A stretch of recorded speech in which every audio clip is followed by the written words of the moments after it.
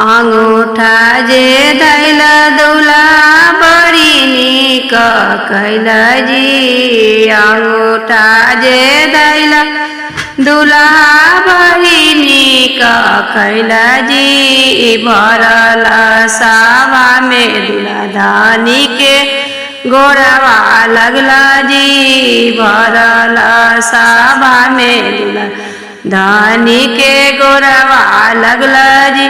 मारावा में बैठ रानी पापा औरी चाचा जी। मारावा में बैठ रानी पापा औरी चाचा जी। उनको गोर ना लगला दूल्हा धानी के गोड़वा लगला जी।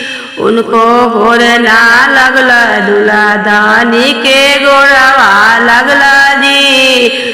मारावा में बैठ रानी मौसा अरे भैया जी। मारावा में बैठ रानी मौसा अरे भैया जी। उनको गोर ना लगला दूल्हा धानी के गोड़वा लगला जी। भरल सभा में दूल्हा धानी के गोड़वा लगला जी। अंगूठा जे दैल दूल्हा बड़ी नीक कैल जी। अंगूठा जे दैल दूल्हा बड़ी नीक कैल जी।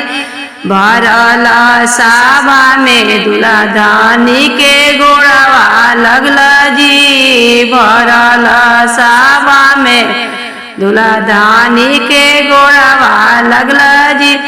मारावा में बैठ रानी मामा अरे फूफा जी। मारावा में बैठ रानी मामा अरे फूफा जी। उनको गोर ना लगला दूल्हा धानी के गोड़वा लगला जी। भरल सभा में दूल्हा धानी के गोड़वा लगला जी।